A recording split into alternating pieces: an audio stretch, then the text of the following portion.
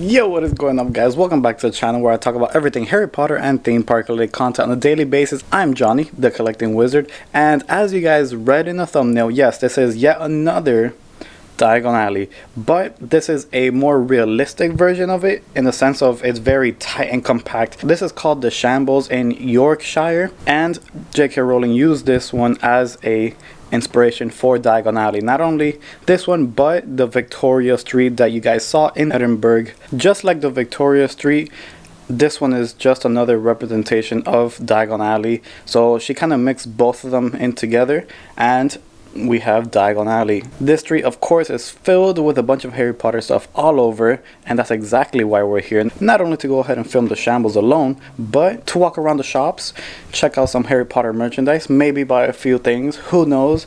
But without further ado, let's go ahead and enjoy Diagon Alley. You're a wizard, Harry.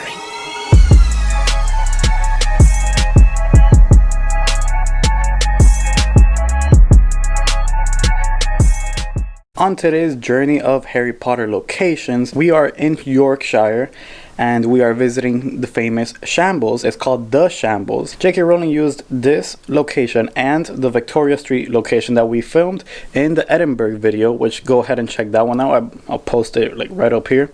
And she did a whole mashup of both of them and came up with Diagon Alley. If you guys have been here for a long time, you guys know I love Diagon Alley. I live in Orlando and the Wizarding World is just about a 15-minute drive from me, and I typically skip Hogsmeade and go directly into Diagon Alley because of all the shops, all the really cool things happening in and around the shops and all of that. So this is going to be a perfect representation of my favorite place. So without further ado, let's go ahead and apparate into the Shambles, aka Diagon Alley. Ladies and gents, Diagon Alley.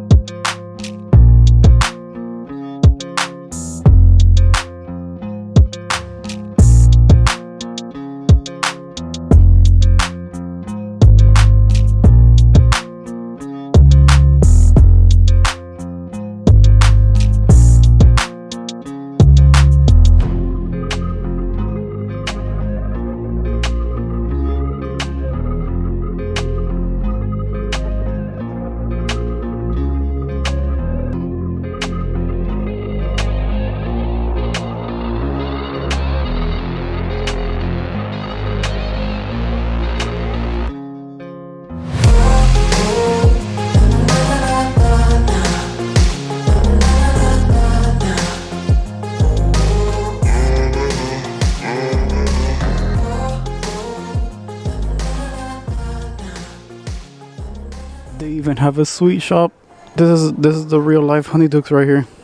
The Shambles isn't the only thing that has really cool designs right over their shops, but around I even saw a ram basically wrapped around over the shop called the Golden Fleece. Guys, I was just passing by and oh my god, I thought that was a real cat. I was like, oh my god, it's holding on for dear life. It doesn't know where it's going. It's not a real cat, guys, but oh my goodness. Quick little Easter egg if you're ever wanting to pass by the Shambles. This looks almost identical to the store that Jacob has in the Fantastic Beasts. So we just found out that most of these shops open up at 10 a.m. so not 9 a.m. They did have some papers outside saying 9 a.m. but it is 10 a.m. for all of the shops. I'm assuming that this is a little door for a mouse. It's just a made-up door, really, but it just caught my attention. I just wanted to go ahead and record it. No, does it open? No, it does not open. Unfortunately, it doesn't open. But we are the first people to walk into the potions cauldron. I want to say this is the real address. Could be wrong. So Phileas Fry is the one who was born here in 1318, and he was a profiteer, master potions maker, and believer in magic.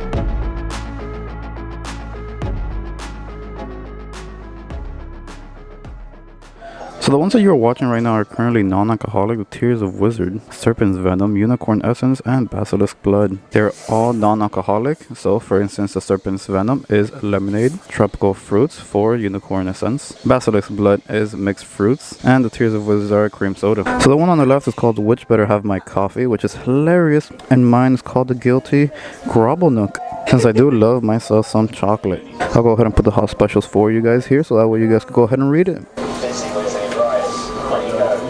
No, I haven't. Okay, it's not anything. There's one board here. Unfortunately, it doesn't look too good right now. You're gonna have to go ahead and check out my Instagram for a better view of this. Okay, here you'll see a little bit better. It's like that glitter. Okay, there it is. You can see it shimmering in the light. This one is Serpent's Venom. It is non-alcoholic and it is a lemonade sugar-free potion. This one is another one that I bought in the Potions Cauldron in Shambles, York. It's a Basilisk Blood and it is mixed fruits sugar-free potion. You can see it shimmering right there within the bottle. There it is. Oh my goodness. That's awesome. Unfortunately, I can't take it on the flight because it's too big, so I'm gonna have to drink it and figure out how to redo it. The other shop that is famously known here in the Shambles is called the Shop That Must Not Be Named. And the next door we are going to is a shop that must not be named. It is also here in the Shambles. Quite like the previous shop, it's all Harry Potter related. And this one, however, it doesn't do, you know, foods and potions and all of that. This one's more of a memorabilia, clothes, book bags, even books. And I did go ahead and see the Nimbus 2000 and 2001. They also have a bunch of wands and even some fantastic beasts. I did see a Niffler, an owl, Crookshanks, Fox of Phoenix, and a Mandrake, and even a little tiny chocolate frog. You guys know my rule, always look up.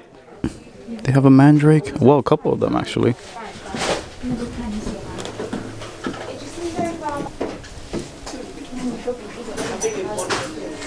They also have designated sections for each of the houses, so they have Hufflepuff, Ravenclaw, Slytherin, and Gryffindor sections all throughout the store. I love how they have all the props from the Noble Collection. A little designated area as well. They have the Mina Lima illustrated book as well. So I like how they designed this whole section here with the Noble Collection items with a picture from the movies and designing a little description, a summary of where it came from. So here's a couple of the exterior shots of the store. They also have a section where you could park your broom. Super funny. The cool thing about the Shambles is that it looks not only that it looks very similar to Diagon Alley, but it also has its own little nocturne alley, I guess you could say. It's just a little alleyway, but check this out. And then I randomly found this out because I was trying to throw out my little drink here. And you take this right back and you are technically back in Diagon Alley.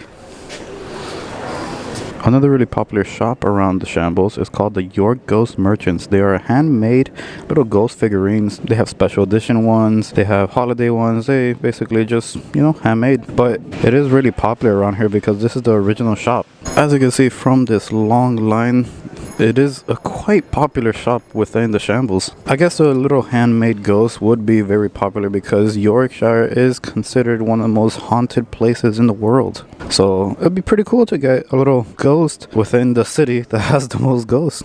Well, I just made it to the York Ghost Merchant store and just found out that they do make them handmade and upstairs. Ghosts are obviously very drawn to because of York being such a haunted city. Also, they're very much the child with the Halloween costume, aren't they? Quite lucky. And a little symbol there. It is our logo, just like that. But it's also a symbol of hope. So a bit of a good luck charm as well. That's another thing that drives people to pick up these ghosts. Some people have them as decoration. Sometimes they get them in replace of a loved one, which is quite sweet. There have been also cake toppers and things like that. People can request certain designs, sort of thing. If it's a good design and we think it'll be popular, we'll do it. But we've done these bone whites before, and you could put whatever you wanted on the back, and they engraved. But they tend to release online. On our website, and it will be announced usually on Facebook or Instagram, sort of thing like that. But yes, that's when we tend to release our you know, rare ghosts and things like that, we'll show a photo and we'll say it's going to be up for sale either in the shop or online at a certain time. And you guys ship out to the States? We do indeed, yes. Only on the online ones. Majority of the time you have to visit the store to get your ghost. Yeah, I'd say it was about a week ago we had a 2-hour queue. Majority of the day, so that's a lot of people. Where's the owners? Or? The owner, well, we've got Mr. MacArthur, he's upstairs. We've got Miss Dent as well, and Mr. Bloodworth, he tends to make them, doesn't he? He was the original maker. Quite yes, the last name, Bloodworth. Yeah, great name, isn't it? I do believe they said that they had about 600 individual ones, so there's quite a variety. So they have polished ones going for the small ones are 15, large are 28. Then they have the pewter ones, small for 22, large for 44. And then the awesome ones, the stonemason ones. The small ones are 22 and the large are 39. Oh my goodness. It's quite creepy, isn't it? These ones are very collector's edition type. These are one per person and they're a prototype. So there's only about 100 of them. You can see the prototype number right here.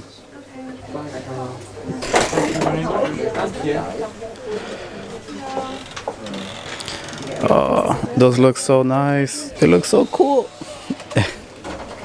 Oh. She has a little ghost too. Oh, let's now take a portrait.